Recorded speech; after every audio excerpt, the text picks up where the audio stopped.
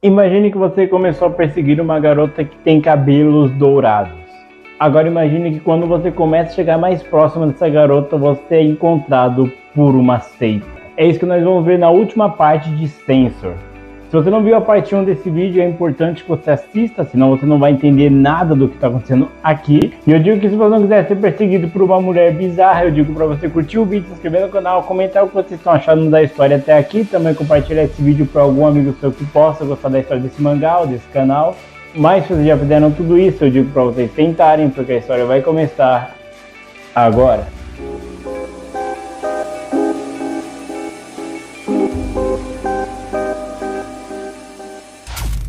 A história começa exatamente onde a última parte parou, com aquele homem todo enfaixado se apresentando para o Wataru e para o Curadeira. O Wataru de cara percebe que aquele cara que está ali todo enfaixado é o Aido. De alguma maneira ele fala que ele conseguiu sobreviver, embora todos os membros que estavam ali naquela tenda com ele acabaram morrendo, ele sobreviveu. Mas ele não sobreviveu por qualquer motivo, ele sobreviveu porque o Deus dos confins das trevas acabou salvando ele.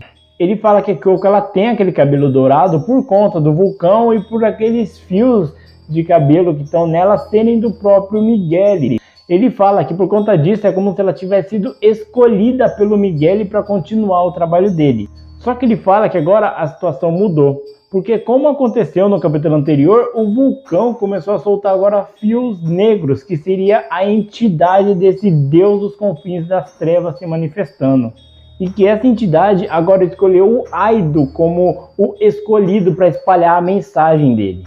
Ele fala que ele ainda está em busca do registro acástico, só que ele fala que ele precisa da Kyoko para fazer isso, só que ele não sabe onde ela está. Ele comoveu várias pessoas para encontrar ela, só que ninguém achava ela. E ele tem certeza que a Kyoko não está morta, só que como ele não consegue encontrar ela, ele decide usar o Curadeira para fazer isso. Ele fala que o Curadeira ele foi embora daquela ilha muitos anos antes de ter todo esse problema que teve com o vulcão. E não só o Curadeira, como ele também vai usar o próprio Wataru para descobrir onde está a Kyoko. Ele fala que só usando os dois talvez ainda não seja o suficiente para encontrar a Kyoko, então ele tem mais vítimas. É revelado que ele sequestrou todas as pessoas que tiveram alguma espécie de contato com a Kyoko. Ele leva todos para fora e fala para cada um dos seguidores dele se aproximar e começar a se focar nas suas vítimas. E a Beniko fica justamente com o Wataru. Ela fala que finalmente o sonho dela vai se realizar, ela tá junta do Wataru. O Wataru ele tenta resistir e ele consegue ir até a direção do Aido. Só que quando ele chega lá, é como se o Aido tivesse ficado gigantesco. Só que ele fala que talvez isso seja uma espécie de alucinação. A Beniko ela consegue segurar o Wataru. Enquanto todos estão fazendo as meditações deles, o Curadeira olha para cima e ele vê que os neurônios que o filho dele havia se transformado estão ali ainda meio que orando também para Kyoko. E tudo que o Curadeira consegue impedir é para o filho dele finalmente descansar em paz. Enquanto eles estão fazendo essa meditação, o vulcão começa de novo a expelir aqueles fios negros. Só que dessa vez, igual aconteceu com a Kyoko, todos eles estão embolados em uma espécie de casulo, só que dessa vez de cabelos negros. O detalhe é que o Curadeira ele é o único que não ficou preso nesse casulo, provavelmente porque não tinha nenhum seguidor do Aido junto com ele. Só que o Curadeira começa a ouvir que todas as pessoas que estão dentro desse casulo começam a gritar. E quando aquele casulo começa a se desmanchar, todas as pessoas que estão ali eles estão bastante felizes e as vítimas que eles haviam sequestrado viraram apenas caveiras, sendo que parece que eles sugaram toda a essência daquelas pessoas. Só que quando o casulo que o Wataru estava se desfaz, o Wataru simplesmente desapareceu e a Beniko está desesperada porque não sabe onde ele foi parar. O Wataru ele não sabe explicar, mas ele apareceu por algum motivo perto daquele vulcão, o Monte Sengoku. E é quando ele encontra a Kyoko naquele lugar. A Kyoko pergunta o que o Wataru está fazendo ali, só que ele também não sabe dizer ao certo. É quando ela simplesmente olha para cima e fala que uma escuridão está se aproximando. Ela então corre e chega até aquela vila onde ela chegou no início da história. Só que quando eles chegam lá, o Miguel está ali. Todos estão ali em volta dele comentando que ele deve ir para outro lugar, que logo o governo vai chegar naquele local, só que ele fala que ele não tem mais forças para se mover, ele já está bem doente. A Kyoko chega até lá e começa a conversar com eles, meio que incentivando que o Miguel sim vá para outro lugar antes que seja tarde demais. E é quando todas as pessoas falam que a Kyoko também deveria sair de lá, porque como ela é uma estrangeira, digamos assim, o governo não suspeitaria dela. O Wataru tá ali, ele só observa, ele não sabe dizer exatamente o que está acontecendo. E é quando os seguidores do Miguel falam que se ele não vai embora, então todos vão ficar juntos com ele. Durante a noite, todos estão fazendo uma vigília para conseguir tirar o Miguel de lá sem que o governo encontre eles. Só que ao mesmo tempo, o Wataru percebe que tanto o Miguel como a Kyoko, eles estão conversando telepaticamente. A Kyoko, de novo, ela insiste para que o Miguel vá embora, porque ele é uma pessoa importante demais para se entregar e desistir daquele jeito. Vendo que o Miguel ele não está com a intenção de fugir, todos os seguidores dele decidem levar ele, nem que seja carregando ele. O problema é que quando eles estão saindo de lá, eles acabam encontrando com um monge. E logo em seguida, atrás do monge, vêm os homens do governo. Os homens do governo acabam cercando eles na hora reconhecem o Miguel ali. E como eu falei, nesse período, Edo estava tendo a perseguição dos cristãos. Então, com certeza, eles seriam mortos. Só que aquele homem do governo, olhando para Kyoko, ele percebe que ela é estrangeira. Ou seja, ela não faz parte, teoricamente, daquele grupo. Só que por ela estar usando uma roupa com pouco tecido, ele acredita que ela é até mesmo uma garota de programa. O Wataru, ouvindo isso, ele fica puto com aquele cara e começa a xingar ele, ofender ele, só que é como se aquele cara nem estivesse escutando o Wataru. Os caras do governo decidem levar eles para o vulcão onde seriam sacrificados, e é quando aquele monge dá a ideia deles fazerem eles subirem aquele monte com cruzes amarradas nas costas deles. Aqueles homens acham isso um pouco de perda de tempo, só que de alguma maneira ele consegue manipular a cabeça daqueles homens. Todos então são obrigados a subir com as cruzes nas costas dele. E é quando o Wataru, vendo que a Kyoko está se esforçando muito, aquela cruz é muito pesada para ela carregar, ele tenta ajudar ela, só que as mãos dele acabam atravessando a Kyoko. A Kyoko, ela agradece a boa intenção dele, só que ela fala que aquilo não está acontecendo na real. Aquilo é apenas uma imagem do passado, então ele não pode fazer nada para alterar aquilo. Durante o caminho, a Kyoko começa a conversar com o Miguel e ela explica que ela veio do futuro e ela quer entender o porquê o Miguel escolheu ela para ser uma espécie de portadora do poder da clarividência, então ela quer saber o porquê. Só que o Miguel, ele não tem a resposta. Ele fala que não foi ele que escolheu a Kyoko, foi Deus. Porque a luta entre a escuridão e a luz, ela sempre vai existir. Mas que na realidade, a Kyoko está ali justamente para ser esse farol de esperança, mostrando que a escuridão nunca vai vencer. Chegando no topo do vulcão, eles começam a jogar seguidor após seguidor lá no vulcão, no fogão eu ia falar. Só que quando o Miguel vai ser empurrado, aquele monge se aproxima dele. E ele pergunta se foi Deus que criou o universo. O Miguel fala que sim. Só que aquele homem fala que não foi Deus que criou o universo. Foi ele. Que na verdade ele vai recriar o universo. E é quando é revelado que aquele monge é na verdade o Aido. O Aido, ele fala que quando ele recebeu aqueles cabelos negros da entidade das trevas, ele conseguiu esse poder de viajar no tempo junto com a Kyoko. E o Wataru só tá lá também porque de alguma forma ele também conseguiu esse poder.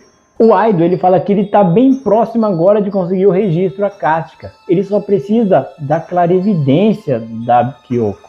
E depois de falar isso, ele começa a desenfaixar o rosto dele, mostrando que agora o rosto dele está deformado de tanto poder que ele recebeu desse deus.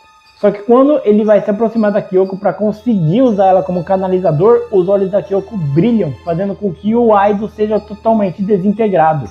Só que mesmo assim, os homens do governo acabam chutando tanto a Kyoko como o Miguel para dentro daquele vulcão. E o Wataru ele não consegue fazer nada. Só que ele fala que enquanto os dois caíam, é como se os dois se unissem naquele casulo que a Kyoko foi salva. O Wataru, depois de um tempo, ele acorda no lugar onde estavam todos aqueles membros daquela seita, junto com o Kuradera, e ele percebe que todas aquelas pessoas do culto do Aido estão fora de si, elas ficaram doidas. O Kuradera fala que depois que o Wataru desapareceu e as pessoas saíram daqueles casulos, por algum motivo elas ficaram naquele estado. O Wataru fala que ele nunca mais viu a Kyoko depois disso, muito menos o Aido. E ele fala que ele sempre sonha a partir desse momento com uma figura bizarra, como se uma escuridão estivesse prestes a destruir tudo. Só que dessa vez ele consegue ver uma luz que se destaca no meio dessa escuridão. E ele fala que a briga entre as trevas e a luz vai sempre existir. Mas o Wataru sabe que toda vez que ele olhar para aquela escuridão e ver aquela luz lá, ele sabe que isso é um sinal de esperança. E é dessa maneira que acaba a história de Censor. Censor, ele é muito interessante. Ele é interessante todo esse ar místico que existe em volta da Kyoko, do Aido, dos deuses que eles seguem. O mangá ele termina sem as respostas, então você consegue fazer alguns paralelos, por exemplo. O mangá ele fecha sem explicações, mas você consegue fazer certos paralelos com algumas coisas que a gente vê no dia a dia. O Miguel, por exemplo, ele no início da história, ele era apenas uma espécie de ídolo para aquela aldeia. Você não sabia nem ao mesmo se ele existia, porque a história do Miguel é até um pouco contraditória. Então você até podia pegar e falar, beleza, é uma religião que ela se quebra bem fácil, é igual um castelo de cartas, basta você fazer um vento e ela desmorona. Mas no final você descobre que o Miguel ele de fato existiu, tanto que você vê o quão ele era importante para aquela aldeia, como se ele fosse o próprio Jesus que estivesse ali diante deles. Sem falar que se você olhar para o Miguel e você vê um pouco das figuras que representam Jesus, você consegue até ver que eles são bastante parecidas. Eu achei interessante o fato da Kyoko ela não ser a escolhida, dela não ter um motivo para ser escolhida, foi simplesmente o acaso. Não é simplesmente porque ela é uma pessoa muito boa, porque ela tem uma qualidade que as outras não têm. Não, foi simplesmente o acaso que isso aconteceu. Então até acho isso bastante interessante do que você pegar e falar que ela tinha um diferencial. Não, foi totalmente ao acaso que isso aconteceu. Se você é religioso, você vai conseguir facilmente fazer um paralelo entre o Miguel e Jesus Cristo. A perseguição dele, saber que as pessoas estão indo atrás dele, só que ele não quer reagir, ele simplesmente aceita o destino dele, de ter que carregar a cruz, até mesmo aquela associação que você pode fazer da pessoa estar carregando a cruz, não aguentar e outra pessoa ajudar ela. Agora, no final do mangá, você percebe que é muito mais um debate de esperança. No final do mangá, algumas pessoas podem ficar decepcionadas, porque ele jogou vários mistérios e acabou meio que não solucionando, não resolvendo tantos mistérios assim. Só que eu faço um paralelo com esse mangá com o que acontece no mangá Remina, que eu já trouxe aqui no canal. Que o mangá ele termina de uma maneira abrupta e meio que sem rumo, você não sabe o que pode acontecer dali em diante. Só que de alguma maneira o mangá ele termina com uma certa esperança. Porque o mangá ele termina falando que não tem mais o que fazer, basicamente. A Kyoko, que era o único sinal de esperança, desapareceu. O Aido, que era o contraponto, o antagonista da história, desapareceu também. Só que de certa forma, você sabe que os dois não estão mortos. É como se a presença deles estivesse ali criando uma espécie de representatividade de bem e mal. No final do mangá tem um pós-fácil do Junji Ito, onde ele comenta um pouco sobre o desenvolvimento dessa obra. E um detalhe curioso é que ele fala que no início da produção, o Junji Ito ele sempre teve um norte do que ele ia fazer, de onde a história ia começar, o que os personagens iam fazer, o final de cada personagem e como a história iria terminar. Só que nesse caso do Censor foi um pouco interessante, porque o Junji Ito comenta que foi a primeira vez que ele desenvolveu uma história onde os personagens se escreveram sozinhos. Se você for ver vários autores de mangás, eles comentam isso, que muitas vezes as obras dele, elas parecem que se escrevem sozinho. Um exemplo é que o Junji Ito comenta que, originalmente, a Kyoko seria a narradora da história. Só que conforme ele foi desenvolvendo a personagem, ela acabou ficando com a característica de ser uma pessoa mais calada, mais silenciosa. Aí ele teve que criar o personagem do Ataru, que no início ele iria só aparecer em alguns episódios, só que ele acabou sendo uma figura importantíssima para o desenvolvimento da história. E é interessante porque o próprio Junji Ito, ele não acreditava tanto nesse negócio dos personagens se escrever. O Junji Ito comenta que ele nunca acreditou tanto nessa história dos personagens se escreverem sozinhos, só que ele fala que muitas vezes ele estava criando um rumo para um personagem e por algum motivo no meio da história o personagem tomava um rumo totalmente diferente, que nem ele havia pensado naquilo.